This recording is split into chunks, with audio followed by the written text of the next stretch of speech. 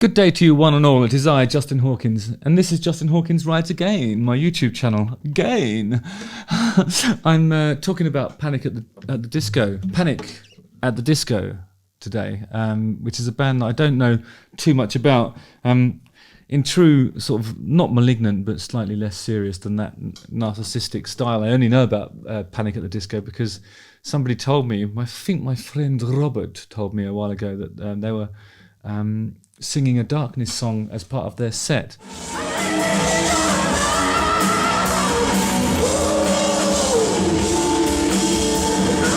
Which obviously means that Panic at the Disco will always be a friend of mine. It's going to be difficult to be impartial knowing that they have actually contributed to my daughter's college fund by, mobilising a little part of my songwriting catalogue, but nonetheless, I will try and be impartial because that's what I do for you. Justin Hawkins rides again, again.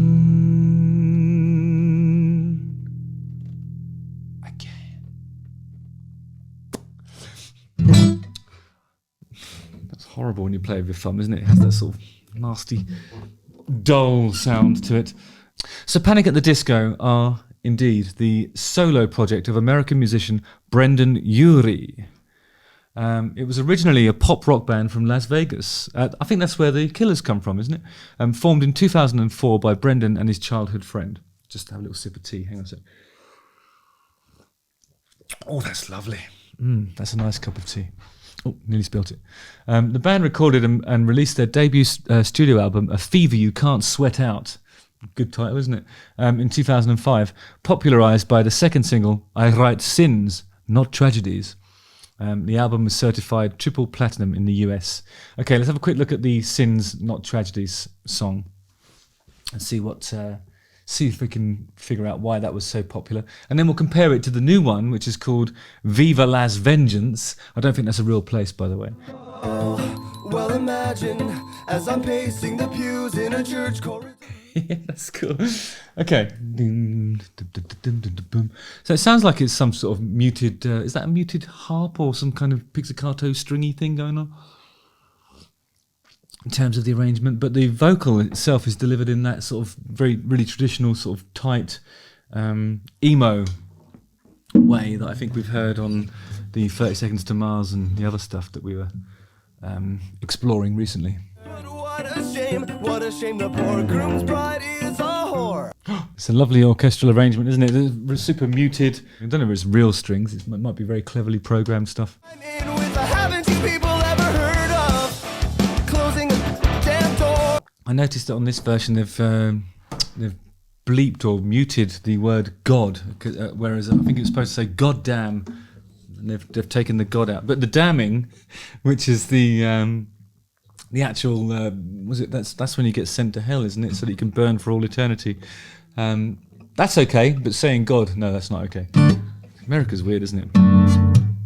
No offense, guys, love you. Well, actually, censorship is a bit weird sometimes. It's interesting what they think is acceptable and what isn't, and what motivates that choice. Just as an aside, when we did Permission to Land, there's quite a lot of swearing on that record, and they asked us to do a sort of clean version for what they actually just said it was for Walmart, because that was the main sort of outlet for physical format music. So you were obliged politically to do that to appease your label partners in the US. So we did a clean version of Permission to Land. They weren't happy with that though. We needed to change the artwork as well. So the naked model that appears on the front of the record in every country apart from America, was then pixelated. So everyone knew it was a naked lady. It almost sort of made it more obvious that it was a naked lady because it was pixelated.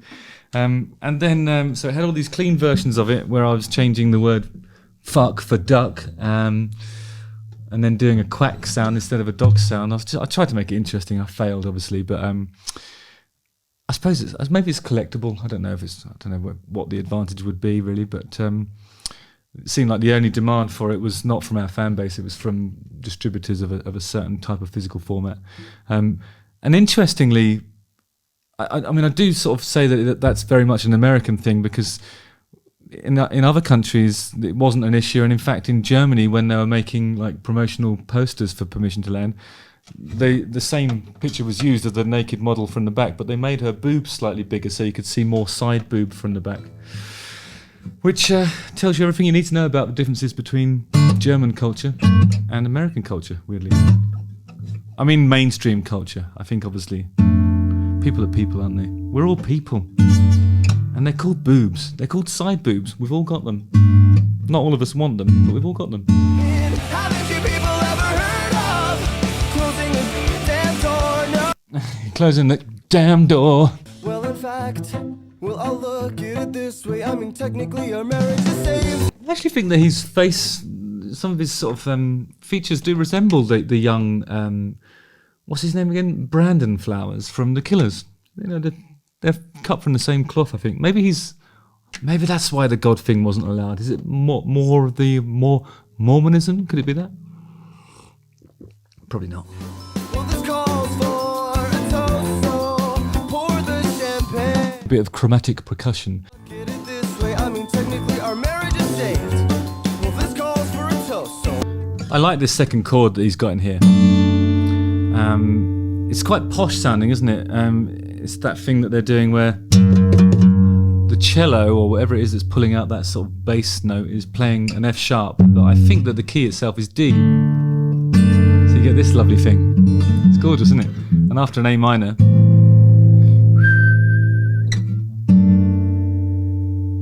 it's just really posh, isn't it? I mean, obviously they've poshed it up even more by putting the orchestra on it. Here it comes. Band's coming in now. After this bit. Can you hear that, the swell of the violas and everything? It's a lovely arrangement. I chime in with the haven't you people ever heard of? Okay, so now instead of the dem with the gaps and the rests and all that stuff in the riffs, now they're just blasting it and playing. That's detuned. Oh, so the chord sequence in the chorus is actually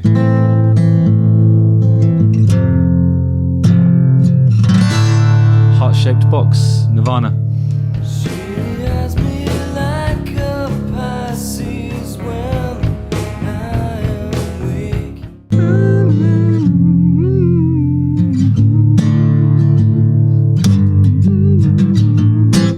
Yeah, so I think it's in the A minor. With a little bit of harmonic minor stuff.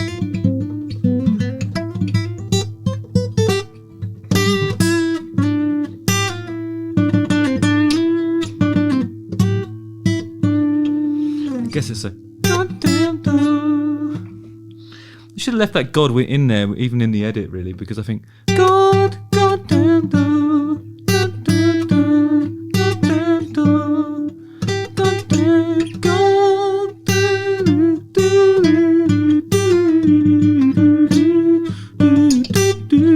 goddamn door. Yeah, because I think you're missing a huge part of that melody when you take that because it's only the second time it gets that high, really, and they've taken it out in the edit. It's madness, really. Okay, so I mean, you can hear why that's a hit. It's got all the dynamics in it. Half of it sounds like it's could be played by a string quartet, and then the other half of it sounds like a powerful collection of emotional youths playing like powerful music with electronic instruments. And when it does, you know, it's a different approach to the sort of grunge ethic of having an enormous amount of dynamics in terms of how loud things feel, and the contrast between the verse and the chorus. But it's actually greater, the contrast, because it's a whole new set of instruments that comes in and plays the chorus. And then when the chorus does happen, you're looking at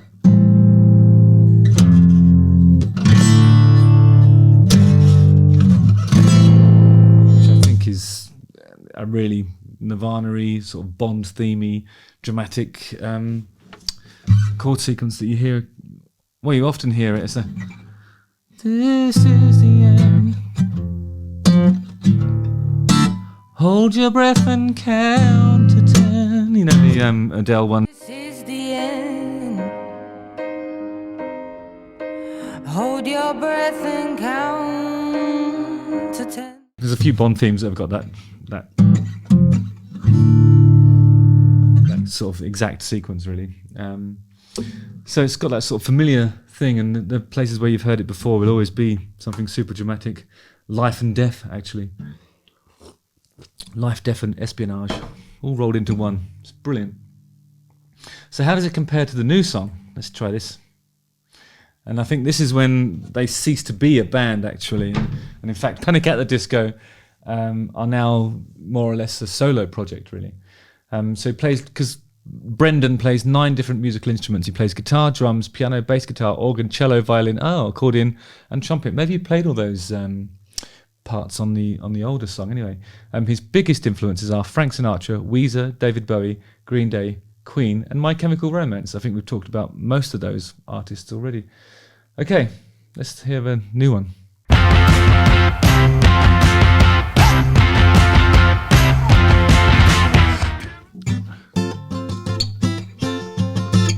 Actually reminds me of the Cardiacs a little bit.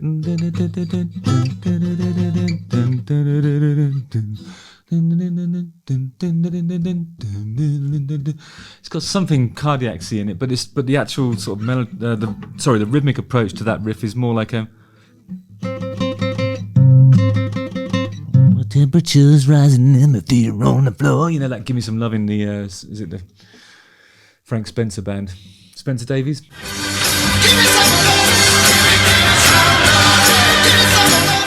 Thunder did a cover of it. It's great. It's a great song, but it has that.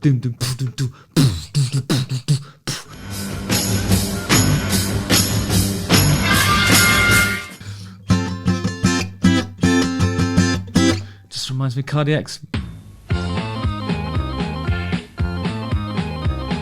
So already it's got a bit of Cardiacs and it's got a bit of Spencer Davies group. Someone did me wrong, stole my favorite song. Yes, it really hurt. I love his voice in this. It's a slightly different way of singing, but is really luxuriating in the sort of variety, club style singing. It's bringing something out of his performance that wasn't there before, I think. And this is a mature singer doing something totally different with his voice, and it's really great to hear.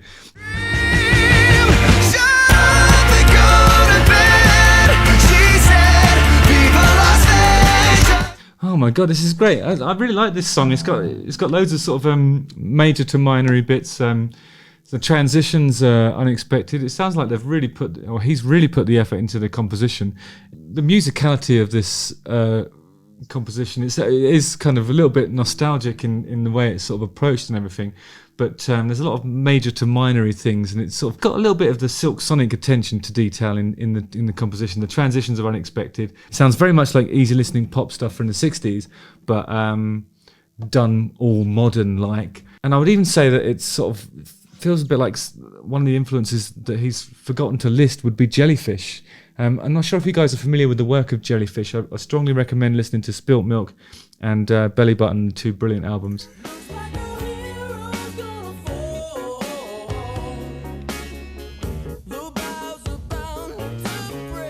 I'm going to do a whole episode on Jellyfish because this has just reminded me of how great they are.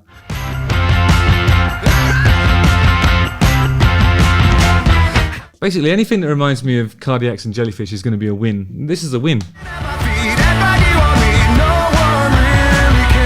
It sounds like Cardiacs on the On Land and In the Sea era.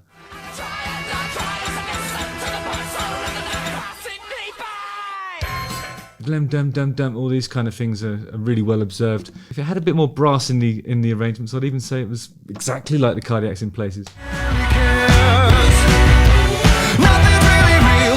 Great backing vocal arrangement.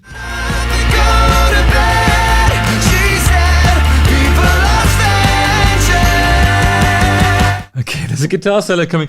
Okay, before this solo, I was just starting to get a little bit of a flavour of summer in the city and the air is still, baby being born to the overkill. City where the air is still, a baby being born to the overkill. Aztec Camera, the Roddy Frame, obviously a great songwriter. This has got elements of that too. It's hitting all the right notes for me. It's all the touchstones that I admire in songwriting. It's like a best of those things, really.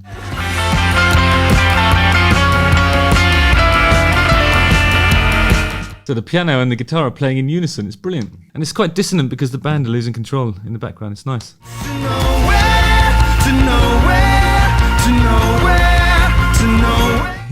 He's got a really interesting voice, hasn't he? Because sometimes he's sort of singing with this lovely controlled vibrato, and sometimes he's roaring, and you can hear, I don't know, like there's some real shred in it when he opens it up and properly belts one.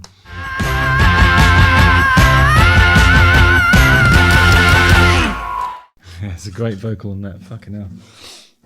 Really goes through a lot of different gears in the course of having to sing that song. It's a really impressive bit of singing. Really unusual song. Great video. I think this is. I could see why this is trending. It's an awesome piece of music. It's really great. I love it actually. So yeah, well done, Panic at the Disco, or should I say, well done, Brendan. Brilliant stuff. Justin Hawkins right again. Reminding me of Cardiac's Ben Folds a little bit. It's reminding me of Jellyfish, The Divine Comedy even. It's just a really posh bit of pop writing. It's really good. Don't forget to like, subscribe, sign up for the alerts by hitting that bell, and watch one of these 2 videos. Nice one, guys. See you on the eyes.